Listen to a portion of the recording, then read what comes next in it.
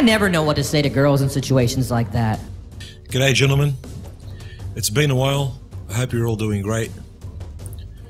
There's a striking similarity between the behaviour of the false accusers that are using the media to scare wealthy and famous Hollywood stars just to get free money, as compared to the behaviour of the female false accusers who've been targeting not so rich, wealthy and famous fathers to also extract these men's wealth via divorce and what is known as the family courts.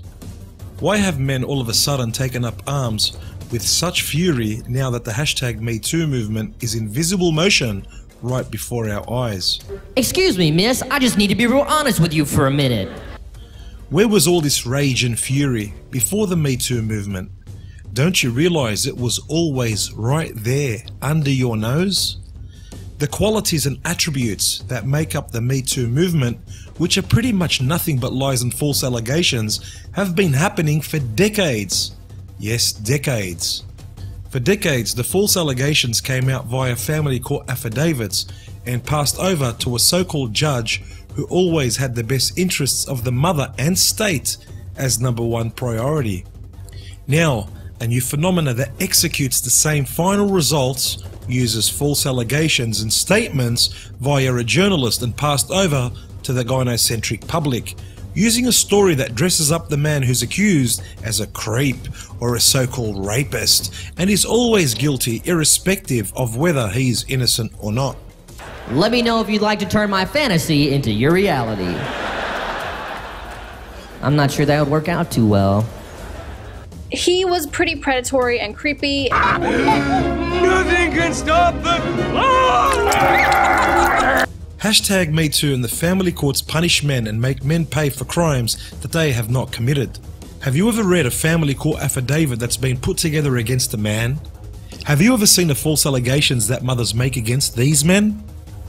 These females will lie through their teeth and state lies such as, he used to drive with a gun in his car. Lies such as, he owned huge knives and machetes and would scare me with them. Lies such as, he would take steroids, cocaine and other drugs, when all of the above is nothing but a lie.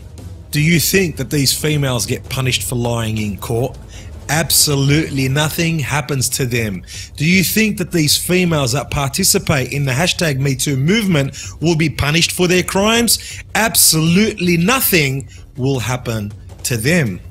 Remember, these females that are trying to take down these wealthy men via the #MeToo movement are doing it for money and utility.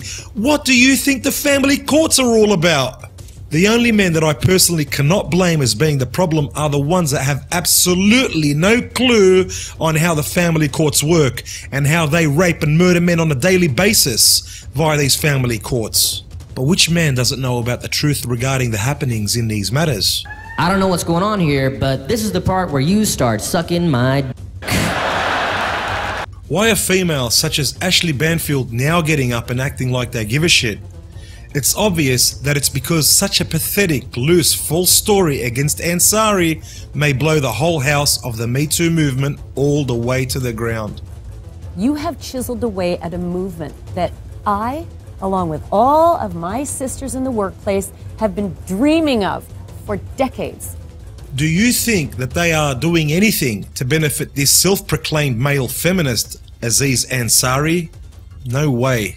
Not at all. If you're following this story or observing this #MeToo movement, then notice how on one side they'll bag out the female false accuser of Aziz for making such absurd accusations, and then on the other hand still call him a creep because of the sex talk or foreplay that he chose to do in the bedroom with the scumbag that he chose to go to the bedroom with.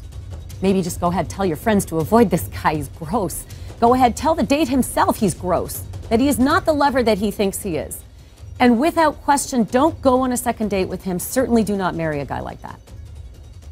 So in other words, Ansari cannot escape this ordeal without some form of punishment for simply having a sexual encounter with a female. Oh shit, everybody run! This man Aziz chose to be rough in the bedroom with a female. He put his fingers down her throat. He's such a creep. God forbid, if he slapped her on the ass, would that take him to the next level? Would that make him a pedophile? Connotations, anyone? Aren't creeps pedophiles? He was sticking his fingers down her throat repeatedly. This is his move, allegedly. And she kept telling him, I don't want to. And then she would submit, and then he'd push again, and he'd say he'd respect her. And then once again, he'd be on top of her. And I understood why she cried all the way home when it was over. It's easy to put a stop to all these problems and put an end to the male bashing, misandric Me Too movement. Stop having sex with them. It's that easy. Brothels exist. If you have to, use them.